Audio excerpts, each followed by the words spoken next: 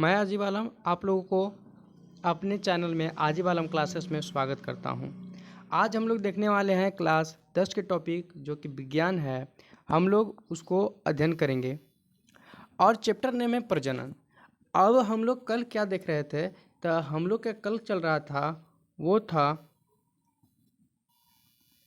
Math. क्या हम लोग का कल चल रहा था? हम लोग का जो कल था वो चल रहा था मैथ। मैथ में हम लोग प्रश्नावली 1.1 को कंप्लीट कर चुके हैं। ठीक है, अब इसमें हम लोग जो है वो हफ्ता के जो 7 दिन होता है वो संडे को तो क्लास हमारी बंद रहेगी और 3 दिन हम लोग करेंगे मैथ। क्या 3 दिन हम लोग करने वाले हैं? मैथ। और उसके 3 दिन क्या करने वाले हैं? साइंस करने वाले हैं। ये 3 दिन हम लोग साइंस करने वाले हैं। अब ये साइंस हम लोग करने वाले हैं तो वो 3 दिन साइंस में हम लोग एकदम अच्छे ढंग से पढ़ेंगे। 3 दिन हम लोग साइंस करेंगे, 3 दिन मैथ करेंगे। और ये जो झारखंड बोर्ड है वो तो 30 नंबर MCQ और 50 नंबर का थ्योरी पूछता है। तो हम लोग लाइन बाय लाइन जिस टॉपिक को उठाएंगे उस टॉपिक में MCQ भी करते चलेंगे। और उसके बाद चैप्टर एंड होने के बाद हम लोग क्या करेंगे, तो उसमें जो भी एक्सपेक्टेड जो भी क्वेश्चंस होगा जो एग्ज़ाम में आना ही आना है, इस तरीक़े के क्वेश्चंस को हम लोग लास्ट में चैप्टर के एंड में करने वाले हैं, जिस तरीक़े से मैथ में करते हैं। ठीक है, तो चलिए हम लोग चलते हैं लेक्चर पर। क्या है ये कक्षा 10 की जो है वो विज्ञान का जो लेक्चर है आज, अध्याय प्रजनन, जो आपका लेक्चर नंबर 1 है। ठीक है, जो एग्ज़ाम में आता ही आता है, इस चैप्टर से पूछता है सवाल। तो हम लोग इसमें MCQ, डायग्राम और आपको नोट प्रोवाइड करा दिया जाएगा।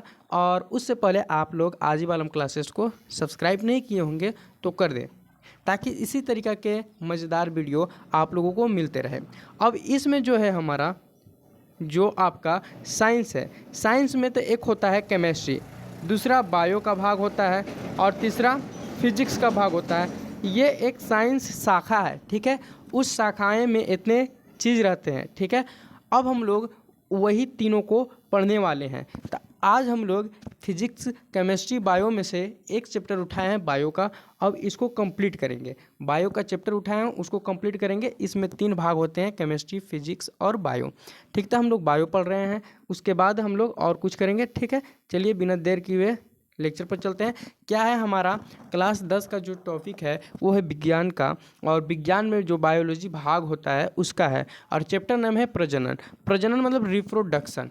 ठीक है, प्रजनन यानी कि जनन। जनन हम लोग कहते किसको हैं? तो जनन हम लोग कहते हैं कि जो जीव अपने जैसा समान जो संतान है उसको उत्पन्न करता है। कोई भी जीव है वो अपने जैसा ही संतान को उत्पन्न करता है, उसी को हम लोग क्या कहते हैं? जनन कहते हैं। उस प्रक्रिया को हम लोग जनन कहते हैं। अर्थात जीव जिस प्रक्रिया से अपनी संख्या में वृद्धि करता है, जिस भी प्रक्रिया से अपनी संख्या में वृद्धि कर रहा है, उसी को हम लोग जनन कहते हैं। अर्थात हम लोग ऐसे भी कह सकते हैं कि कोई भी जीव है, कोई भी दुनिया में, संसार में कोई भी जीव है, कुछ भी हो सकता है, वो अपने ही जैसा, अपनी ही प्रक्रिया से, कोई भी प्रक्रिया से वो वृद्धि कर दे रहा है अपने, मतलब जो भी वो कैटेगरी का है वो कैटेगरी में अपनी वृद्धि कर रहा है, उसी को हम लोग क्या कहते हैं? जनन कहते हैं। यानी कि कोई भी चीज़ है, देखिए अगर मनुष्य है तो मनुष्य को क्या करता है?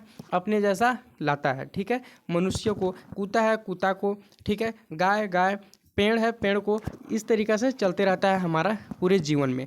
अगर ये रुक जाए तो हमारा जो है, जैसे कि मान लीजिए कि किसी भी चीज़ का, मान लीजिए कुत्ता का जनन ही रुक जाए, तो कुत्ता के आने वाले दिनों में क्या हो जाएगा? उसकी जो ज़िंदगी है, उसका जो काल है, कुत्ता को जो हम लोग जानते हैं, उसका जो है वो ख़त्म हो जाएगा। ठीक है, उसका क्या हो जाएगा? ख़त्म हो जाएगा ज़िंदगी। तो वो ख़त्म न करने के लिए, यानी कि अपने संतान को बचाए रखने के लिए क्या करते हैं? जनन करते हैं। क्या करते हैं? जनन। ठीक है, अपने संतान को बचाए रखने के लिए क्या होता है? जनन होता है। ठीक, अब चलिए आगे चलते हैं। आगे जनन की क्रिया सभी जीवों में पाई जाती है। जनन की क्रिया जितने भी जीव हैं वो सारे जीवों में क्या होता है, पाया जाता है। और इसके कारण ही जीव अपने वंश को क्या करते हैं, बनाए रखते हैं। अगर जनन ना करे तो उनका वंश क्या हो जाएगा, विलुप्त हो जाएगा, खत्म हो जाएगा, जैसे डायनासोर का विलुप्त हो गया। ठीक है, तो जनन अगर हम लोग नहीं करेंगे तो हमारा जो संतान है, चाहे किसी का भी संतान, वो क्या हो जाएगा, खत्म हो जाएगा। दुनिया में जितने भी जीव हैं वो जनन करते हैं, अगर वो जनन करना ही बंद कर दें तो ये क्या हो जाएगा, उनकी संतान गते गते खत्म होने लगेंगे। ठीक है, तो जनन करना जरूरी है। जनन की क्रिया में भाग लेने वाले को हम लोग जनक कहते हैं। यानी जनक की जो भी क्रिया में, जनन जो कर रहा है उसकी क्रिया में जो भी चीज भाग ले रहा है उसी को हम लोग जनन कहते हैं। और जनन के फलस्वरूप उत्पन्न नए जीव, यानी कि जो भी जनन किया, जनन के फलस्वरूप कोई भी नया जीव बना लिया। ठीक है, जनन के फलस्वरूप क्या हुआ, कोई भी नया जीव बना लिया, तो उसको हम लोग क्या कहते हैं, तो उसको हम लोग संतति कहते हैं। क्या कहते हैं, संतति। ठीक है, यानी कि संतान उत्पन्न करने वाले को हम लोग संतति कहते हैं। मान ले एक नर है और एक मादा है, ये लोग जनन किए आपस में। ठीक है, अब ये जनन किए तो इनसे एक संतान बना। ठीक है ना, एक क्या बना, संतान बना। अब ये संतान, ये जो कर रहे हैं ये दोनों, जो इसी को हम लोग क्या कहेंगे, ये दोनों को जनक कहेंगे। क्या कहेंगे, जनक। अब जो यहाँ बना ये दोनों से, इसी को हम लोग क्या कहेंगे, संतति कहेंगे। यानी कि जो बन रहा है वो संतति है और जो बना रहा है वो जनक है।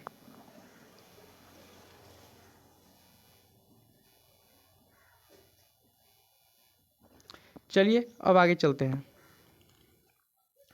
अगला हम लोग पढ़ने वाले हैं जनन के प्रकार, टाइप्स ऑफ रिप्रोडक्शन। जनन के कितने प्रकार होते हैं, तो जनन का हमारा जो है फाइनली दो प्रकार के जनन होते हैं, एक अलैंगिक जनन और दूसरा लैंगिक जनन। यानी हम लोग दो प्रकार के जनन करते हैं, जो भी जीव हैं वो दो प्रकार के जनन करते हैं, एक अलैंगिक जनन होता है और एक लैंगिक जनन होता है। तो हम लोग देखेंगे कि अलैंगिक जनन यानी कि असेक्सुअल रिप्रोडक्शन और सेक्सुअल रिप्रोडक्शन, किस में असेक्सुअल रिप्रोडक्शन होता है और किस में असेक्सुअल रिप्रोडक्शन होता है।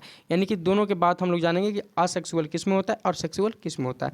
तो देखिए, वह जनन प्रक्रिया जिसमें केवल एक ही जीव भाग लेता है, यानी कि कोई भी हो उसमें डबल नहीं, कोई एक जीव हो उसमें भाग ले लेता हो और उसी से नए जीव का निर्माण होता है। यानी कि वो किसी दूसरे जीव की सहायता नहीं ले रहा है, वो अकेले सिंगल है और वो अपने जैसा ही, यानी कि वह जनन प्रक्रिया जिसमें केवल एक ही जीव हो भाग लेता है और उसी नए जीव का निर्माण करता है, उसे हम लैंगिक जनन करते हैं। मतलब कोई भी, मान लीजिए कोई भी एक जीव है, कोई भी एक जीव है, वो क्या कर रहा है कि अपने ही जैसा संतान को जन्म ले रहा है। मतलब कि वो जनन कर रहा है और जनन करने के बाद खुद से, और वो हूबहू अपने जैसा संतान को उत्पन्न कर रहा है, उसे हम लोग क्या कहते हैं, अलैंगिक जनन कहते हैं। जैसे में अगर हम लोग एग्जाम्पल लें, तो अमीबा जो है वो क्या करता है, एक कोशिकीय जीव है। क्या है वो, एक कोशिकीय जीव है। अमीबा एक कोशिकीय जीव है और इसमें क्या होता है, तो इसमें हमारा जो होता है जनन होता है। क्या होता है, जनन ये करने लगता है। जनन करता है तो ये पहले बढ़ते हैं आपस में। ठीक है, ये क्या होते हैं, आपस में बढ़ते हैं, इनके कोशिकाएं आपस में क्या हो जाते हैं, बढ़ते हैं, और बढ़ने के बाद ये दोनों अलग हो जाते हैं। अब देखिए, इसमें कोई डबल जीव भाग नहीं ले रहा है, इसमें कोई डबल जीव जो है वो भाग नहीं ले रहा है, केवल अमीबा है और अमीबा से ही दो नए मतलब कि नया एक संतान बना, नया संतति आया। देखिए यहाँ पे क्या है, अमीबा से ही नया संतति, केवल एक जीव भाग लिया, कौन, अमीबा, और उससे एक नया संतति आया। तो ऐसे जीवों को हम लोग अलैंगिक जीव कहते हैं। जैसे में अगर एग्जाम्पल देखें तो मोस्ट इंपोर्टेंट एग्जाम्पल है अमीबा, जो में इसमें अमीबा में बाइनरी जो फिजन होते हैं दिखंडन द्वारा ये अलग होते हैं। ये किस द्वारा अलग हो रहे हैं, ये किस द्वारा जनन, मतलब किस विधि द्वारा जनन कर रहा है, तो दिखंडन विधि द्वारा क्या कर रहा है, ये जनन कर रहा है। दिखंडन विधि किस द्वारा कर रहा है, ये दिखंडन विधि द्वारा क्या कर रहा है, ये जनन कर रहा है। ठीक है, दिखंडन विधि द्वारा ये जनन कर रहे हैं। ठीक, अब चलिए हम लोग आगे चलते हैं। अब आगे देखेंगे इसका एग्जाम्पल, हम लोग इसका एग्जाम्पल, यहाँ से इसको यहाँ कर लेते हैं। अब देखिए इसका एग्जाम्पल और क्या है, तो इसका एग्जाम्पल आपका है हाइड्रा, ये जो है कलिका गमन द्वारा करता है। अगला है फफूंद में, ठीक है, ये बीजाणु जनन द्वारा करता है। ये तीन हम लोग एग्जाम्पल देखें अलैंगिक जनन के, और ये मोस्ट इंपोर्टेंट है अलैंगिक जनन का उदाहरण। कौन कौन, एक अमीबा, हाइड्रा और फफूंद। और ये किसके द्वारा होते हैं, ये भी अमीबा दिखंडन विधि द्वारा और हाइड्रा कलिका गमन द्वारा, और जो आपका फफूंद है वो बीजाणु जनन द्वारा। ये तीनों मोस्ट इम्पोर्टेंट एग्जाम्पल्स हैं, एग्जाम में आने का इसका बहुत ही चांस रहता है ज़्यादा। ठीक है, अगला देखिए, तो अगला कह रहा है कि आपका जो बाइनरी फिजन है किस में होता है बाइनरी फिजन, तो बाइनरी फिजन हमारा अमीबा में होता है। किस में होता है? अमीबा में। तो इसमें अमीबा की कोशिकाओं को, यानी कि जो अमीबा की कोशिका है वो दो बराबर भागों में क्या होता है? विभाजित हो जाता है। दो बराबर भागों में क्या हो जाता है? विभाजित हो जाता है। अमीबा क्या हो जाता है? दो बराबर भागों में विभाजित हो जाता है और दो नए अमीबा बनते हैं। यानी कि देखिए, ये अमीबा है, ये क्या है? अमीबा। बाइनरी फिजन द्वारा यानी द्विखंडन विधि द्वारा, किसके द्वारा? द्विखंडन विधि द्वारा ये क्या होते हैं कि ये अलग हो जाते हैं। यानी देखिए, यहाँ पे पहले हमारा कोशिका अलग हुआ, अति केंद्रक अलग हुआ, केंद्रक से कोशिका अलग हुआ, कोशिका से क्या बन गया? हमारा दो अमीबाएँ बन गए। यानी कि इसका क्या हो गया? टूट गया। ये क्या हो गया? टूट गया, आपस में टूट गए। इसी को विखंडन कहते हैं। और इसी को देखिए, यहाँ पे एक ही जीव है, इसके अलावा और कोई जीव नहीं है, दूसरा जीव नहीं है, एक जीव है। यानी कि ये एक ही जीव क्या कर रहा है? आगे जा करके अपना संतान को अति कर रहा है, यानी कि अकेले जीव, उसी को तो हम लोग अलैंगिक कहे हैं। यानी कि क्या कहे हैं कि जो भी वह जनन प्रक्रिया जिसमें केवल एक जीव हो, अमीबा एक जीव है तो अलैंगिक है। तो ये तीनों, अमीबा हो गया, हाइड्रा हो गया, ये तीनों जो है, ये तीनों एग्जाम्पल आप लोग याद रखिएगा और ये अलैंगिक का एग्जाम्पल है। ठीक है, अब चलिए आगे देखते हैं। आगे कह रहा है, आगे आप लैंगिक जनन को देखेंगे। लैंगिक जनन है क्या? तो लैंगिक जनन वह जनन प्रक्रिया जिसमें दो विपरीत लिंग, यानी कि विपरीत लिंग भी होना चाहिए, सेम लिंग नहीं होना चाहिए, विपरीत लिंग जीव यानी कि मेल और फीमेल भाग लेते हैं और उनके युग्मकों के संयोग से नए जीव का निर्माण होता है, उसे हम लोग लैंगिक जनन कहते हैं। अब ऐसा नहीं कि दो सेम लिंग वाले, यानी कि मेल है तो मेल से या फीमेल है तो फीमेल से कर ले, तो उससे कुछ नहीं होगा। हम लोगों को चाहिए, हम लोगों को क्या चाहिए? तो हम लोगों को चाहिए एक मेल और एक फीमेल। लैंगिक जनन में चाहिए एक मेल और एक फीमेल, तब जा कर के हम लोगों का क्या बात बनेगा। ठीक है, एक मेल और एक फीमेल होगा तब हमारा क्या बनेगा? बात बनेगा। यानी कि वह जनन प्रक्रिया क्या कर रहा है? वह जनन प्रक्रिया जिसमें विपरीत लिंग होना चाहिए, यानी कि एक मेल है तो एक फीमेल होना चाहिए, भाग लेते हैं और उनके युग्मक यानी कि गैमीट से संयोग के नए जीव का निर्माण होता है। यानी कि संयोग से नए जीव का निर्माण होता है, उसे हम लोग लैंगिक जनन कहते हैं। क्या कहते हैं? लैंगिक जनन। जैसे में अगर हम लोग देखना चाहें तो आगे देखते हैं आगे। ठीक है, जैसे में हम लोग इधर कर लेते हैं, जैसे में हम लोग देखना चाहें तो देखिए, उदाहरण के तौर पर लैंगिक जनन का उदाहरण कौन है? अलैंगिक जनन का उदाहरण देख लिए, तीन है, वो तीनों याद ही रखना है। अब लैंगिक जनन का देखते हैं। ठीक है,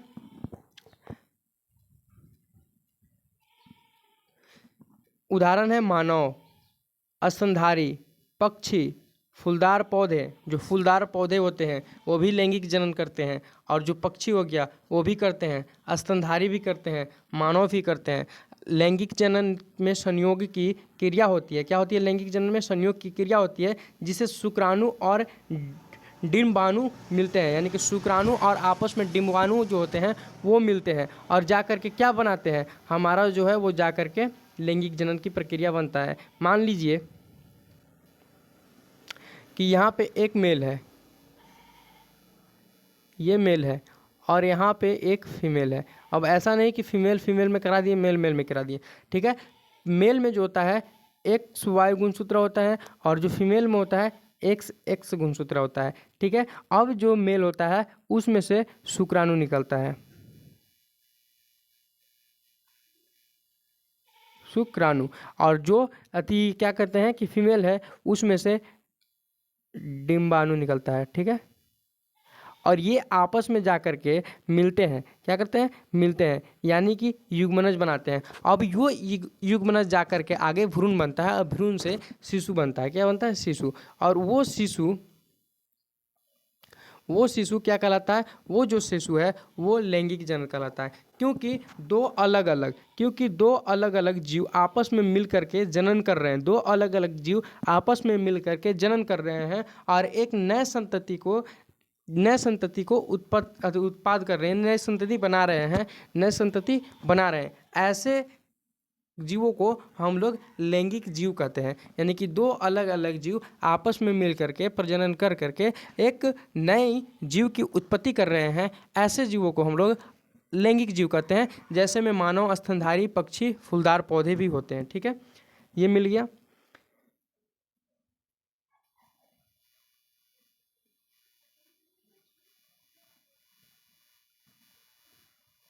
ये भी मस्ट इंपॉर्टेंट है, पूछ देगा कि लैंगिक जनन का उदाहरण दे। तो लैंगिक जनन का मानव स्तनधारी पक्षी फूलदार पौधे, ये भी याद रखिएगा, और अलैंगिक में भी याद रखिएगा, और दोनों का साइड में अंतर लिख दिए हैं, वो अंतर अगर पूछे तो अंतर भी याद रख लीजिएगा। ठीक है, अब चलिए आगे चलते हैं।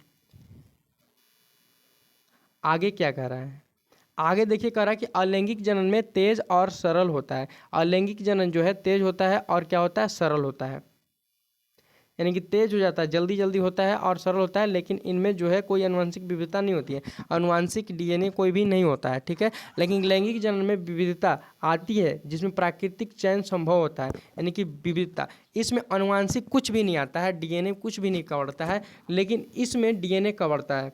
क्या होता है, डीएनए कवड़ता है। जैसे मैं मान लें कि हमारा ये है, ठीक है, मेल, और हमारा ये है फीमेल। ठीक है, आपस में ये दोनों क्या किए, जनन किए, जनन करने के बाद एक शिशु का निर्माण किए। ठीक है, क्या किए, एक शिशु का निर्माण किए। अब ये शिशु जो है वो क्या करेगा, तो ये शिशु जो मेल है और फीमेल है, इनका जो डीएनए होगा, वो जो शिशु उत्पन्न होगा उसमें भी डीएनए कवरेगा। डीएनए यानी कि अनुवांशिक पदार्थ। ठीक है, तो अनुवांशिक विविधता मिलता है किस में, लैंगिक जनन में, लेकिन अलैंगिक जनन में अनुवांशिक विविधता नहीं मिलता है। ठीक, लैंगिक जनन में जो है अनुवांशिक विविधता मिलता है, लेकिन अलैंगिक जनन में अनुवांशिक विविधता नहीं मिलता है। ओके, चलिए अब यहाँ पे हमारा जो है वो है अमीबा, किसके द्वारा टूटता है, तो अमीबा हमारा जो है द्विखंडन द्वारा टूटता है, यानी कि बाइनरी फ्यूजन होता है। ठीक ना, बाइनरी फ्यूजन होता है। यहाँ हमारा है हाइड्रा, क्या है, हाइड्रा। ठीक है, हाइड्रा, यहाँ पे हमारा जो है वो है क्या, फफूंद ना, ठीक है, फफूंदी। ठीक है, हमारा फफूंदी, हाइड्रा फफूंदी।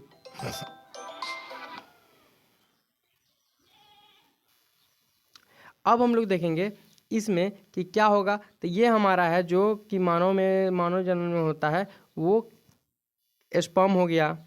ठीक है, स्पर्म यानी कि हमारा जो शुक्राणु और डिम्बाणु, ये दोनों है। ठीक है, तो डिम्बाणु जा कर के इसमें होता है, तो उसी को हम लोग कहते हैं। और यहाँ पे जो हमारा है क्या बोलते हैं,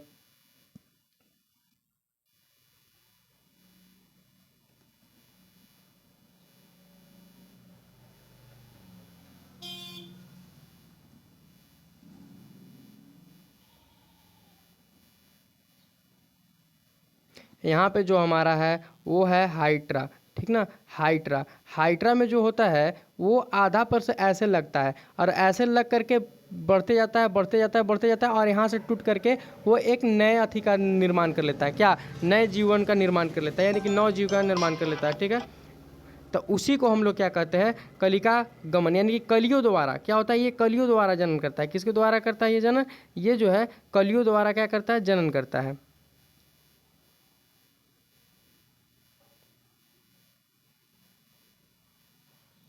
ये जो है क्या करता है, कलिका द्वारा, यानी कि ये हमारा जो है हाइड्रा है, क्या है, हाइड्रा है, मान लीजिए हाइड्रा है, इस तरीक़ा से जो भी है बढ़िया से चलिए बना लेते हैं।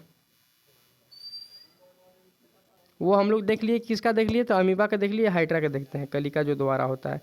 या देखिए ये हाइड्रा है, यहाँ से निकलेगा ऐसे, ये फिर ज़्यादा बढ़ेगा, और फिर ये एक बार नीचे आकर के गिर जाएगा, यानी कि अलग हो जाएगा। कलियों द्वारा इसमें जनन होता है हाइड्रा में। ठीक ना, इसी के लिए इसको कलिका कहते हैं। ठीक है, अब चलिए आगे चलते हैं।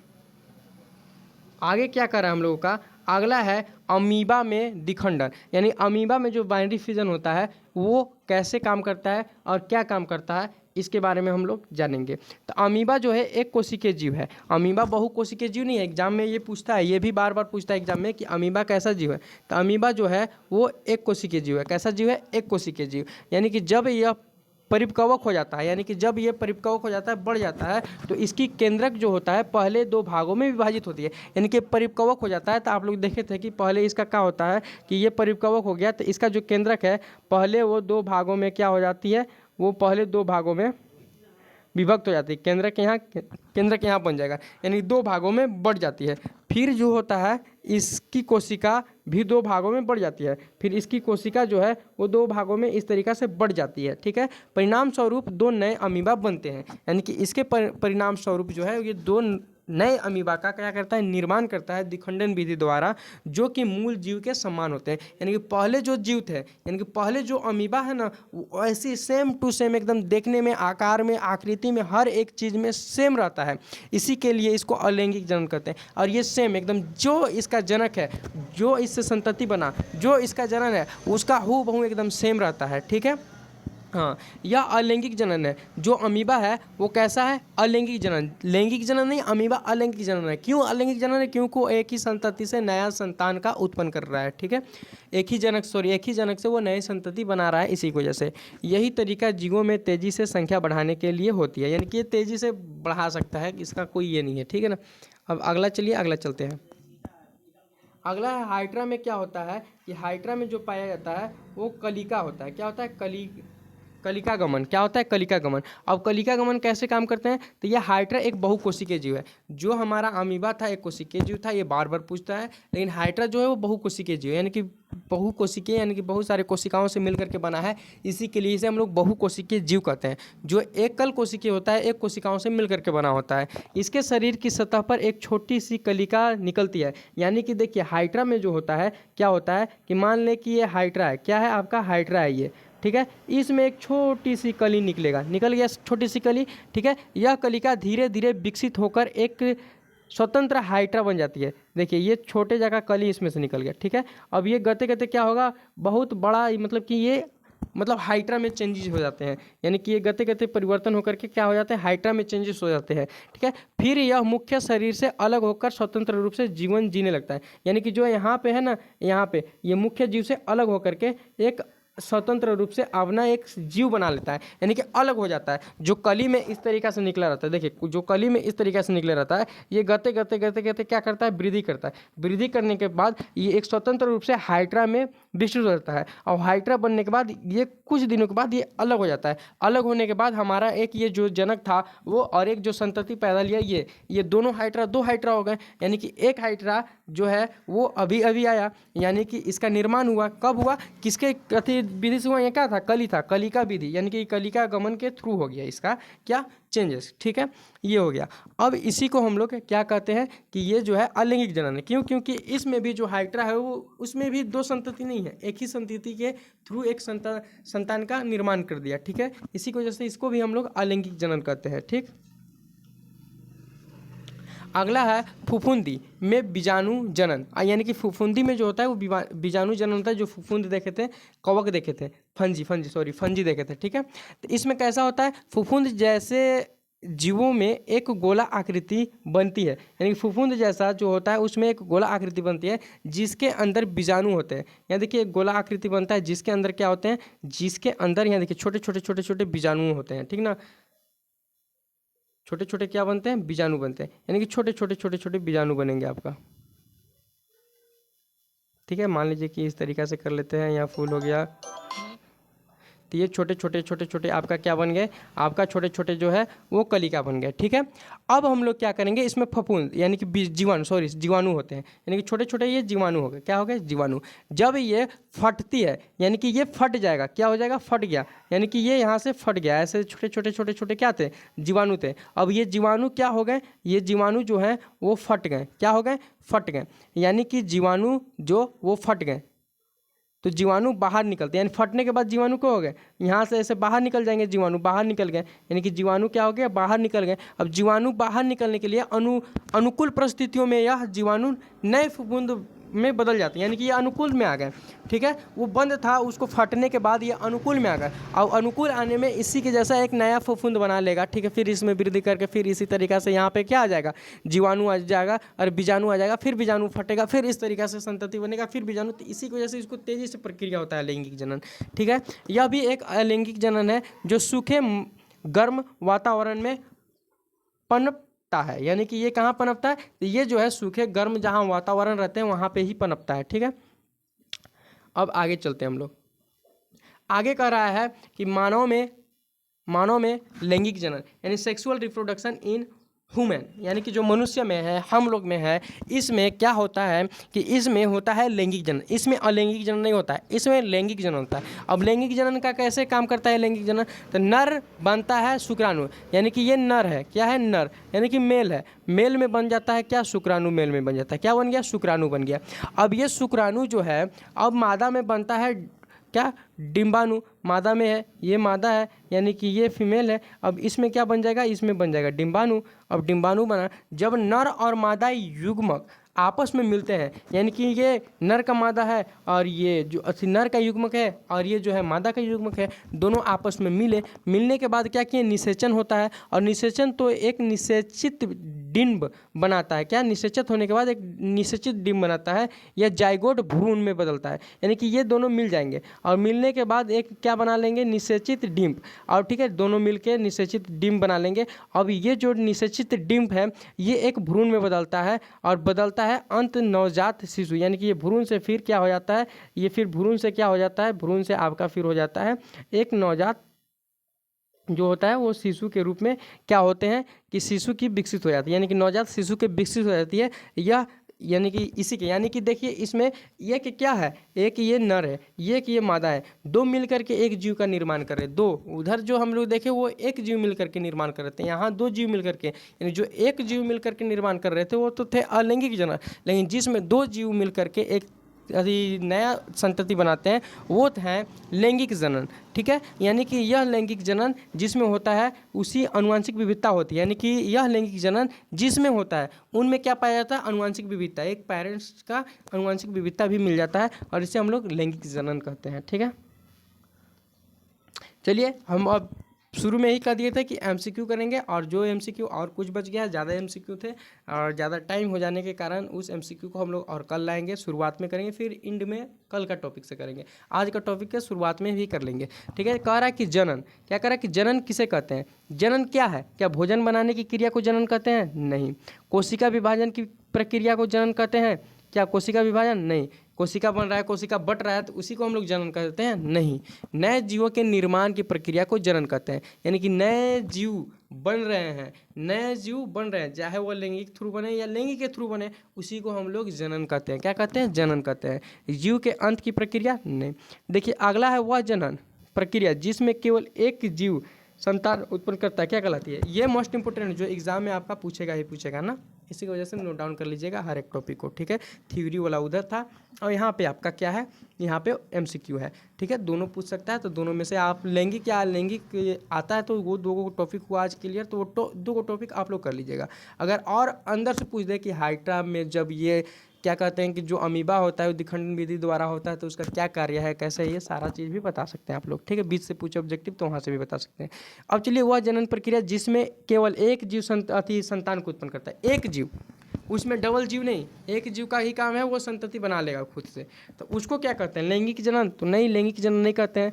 अभी हम लोग सहजीवन पढ़े हैं? नहीं पढ़े हैं। सहप्रजनन पढ़े? नहीं पढ़े। दो को पढ़े हैं, लैंगिक जनन और अलैंगिक जनन। तो लैंगिक जनन नहीं होगा तो जाहिर सी बात है क्या हो जाएगा? अलैंगिक जनन। ठीक है, पहले जो नहीं होगा उसको हटा दीजिए और जो होगा उसको मैं फिर मार लीजिए लास्ट में। ठीक, अगला चल रही है, देखते हैं अगला जवाब आप लोग दीजिएगा। आप पढ़े हैं तो आप लोग कमेंट करके बताइएगा।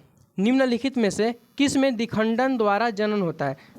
निम्नलिखित में से किस में द्विखंडन द्वारा जनन होता है? यानी दो खंडन द्वारा, यानी कि क्या होता है? बट जाता है। क्या होता है? बट जाता है। बाइनरी फिजन्स द्वारा क्या होता है? नए संतान के बना लेता है, उसको क्या कहते हैं? तो उसको हाइड्रा कहते हैं। तो हाइड्रा में क्या द्विखंडन था? नहीं था, वो इस तरीक़ा से टूट रहा था, तो इसको क्या कहते हैं? इसके बारे में जाने। मनुष्य क्या था? मनुष्य तो पहला बात कि वो लैंगिक जनन है, अलैंगिक जनन है ही नहीं, ये द्विखंडन जो होता है अलैंगिक जनन में होता है। मशरूम ये भी नहीं, यानी कि आपका मशरूम भी नहीं हो गया, मनुष्य भी नहीं हो गया, हाइड्रा भी नहीं हो गया, तो कौन हो गया? अमीबा। अमीबा में क्या होता है? द्विखंडन विधि होता है, ये हम लोग पीछे देखें। अब ये हाइड्रा में किस विधि से अलैंगिक जनन होता है? यानी कि हाइड्रा में क्या होता है? अलैंगिक जनन होता है, ये हम लोग मानते हैं, लेकिन किस विधि द्वारा? तो यहाँ से टूट रहा था, यह कली था, कली किस से टूट रहा था? तो कलिका गमन द्वारा होता है हाइड्रा में। ठीक है, कलिका गमन ऑप्शन नंबर सी है। ठीक ना, अब चलिए आगे चलते हैं। अगला है कि लैंगिक जनन में कौन भाग लेता है? यानी कि लैंगिक जनन जो है उसमें कौन भाग लेगा? लैंगिक जनन में केवल नर भाग लेगा। तो नर भाग लेता है तो उसको हम लोग केवल नर से ही संतान बन जाता है, एक ही जीव से संतान बन जाता तो उसको हम लोग लैंगिक जनन कहते ही नहीं, उसको हम लोग अलैंगिक जनन कहते हैं। ठीक है, केवल मादा भी अगर एगो है, मादा भी एगो है तो उससे भी बनता तो हम लोग अलैंगिक जनन में रखते हैं, लैंगिक जनन में नहीं रखते हैं। एक ही जीव तो एक ही जीव, तो इसको अगर एक ही जीव रहेगा तो हम उसको लैंगिक जनन कहेंगे क्यों, अलैंगिक जनन कहेंगे, यानी कि नर और मादा, या फिर दे देगा दो जीवों से मिलकर के बनता है उसे लैंगिक जनन कहते हैं, यानी कि दो जीव से, या फिर नर मादा दे दिया है तो ऑप्शन नंबर डी सही है। ठीक है, अगला है निम्न में से कौन सा लैंगिक जनन का उदाहरण है, यानी कि लैंगिक जनन इनसे कौन है, अलैंगिक नहीं लैंगिक। तो आपका अमीबा भी नहीं है, हाइड्रा भी नहीं है, ईस्ट भी नहीं है, मनुष्य है। क्या मनुष्य में लैंगिक जनन होता है, अभी ऊपर देखें। ठीक ना, तो इसी की वजह से आपका जो है यहाँ आज लेक्चर समाप्त होता है। और भी थे जो टॉपिक है वो और भी था, तो उसको और ना ला करके यहाँ पे आपका जो है एक टाइम को मैनेज रखते हुए लेक्चर को यहीं पे समाप्त किया जा रहा है। और बाकी जो है क्वेश्चंस वो हम लोग कल देखेंगे, जो बच गया है इस टॉपिक से वो हम लोग शुरुआत में देखेंगे, और जो कल टॉपिक पढ़ेंगे उसके लास्ट में एमसीक्यू करेंगे। बाकी थ्योरी तो कवर हो ही रहा है, जो हम लोग पढ़ रहे हैं थ्योरी ही पढ़ रहे हैं, बाकी जो ये सब पढ़े इसमें ये थ्योरी ही है, तो ये कवर हो ही रहा है। ठीक है, तो चलिए आप लोग को पसंद आया होगा वीडियो, आप लोग को पसंद आया होगा वीडियो, तो आप लोग क्लास 10 विज्ञान अध्याय प्रजनन जो लेक्चर है इसको आप लोग ज़्यादा से ज़्यादा शेयर करें, ताकि जो भी बच्चा 2026 में झारखंड बोर्ड का एग्ज़ाम दे रहा है उसका इस चैप्टर से एक भी वीडियो मतलब एक भी क्वेश्चन छूटे नहीं, और दिमाग में आगे जो सपना होगा वो पूरा करे, क्योंकि जो भी सपना होगा वो यहीं से न्यू जो है यहीं से है। यहाँ अगर आप लोग समझे रहेंगे तो आगे समझने में थोड़ा सा आसानी होगी। ठीक है, इसी की वजह से आप लोग आज ही वालम क्लासेस को ज़्यादा से ज़्यादा क्या कीजिए, सब्सक्राइब कीजिए और अपने दोस्तों के पास शेयर करें, ताकि उन लोग भी इस चैनल को सब्सक्राइब कर लें। ठीक है, चलिए फिर मिलते हैं कल लेक्चर नंबर 2 में एक नए टॉपिक के साथ और नए अंदाज में, नए डायग्राम के साथ और नए नोट के साथ। थैंक यू सो मच, बढ़िया से रहिएगा, अच्छे ढंग से पढ़ते रहिएगा। ठीक है, चलिए मिलते हैं फिर अगले दिन।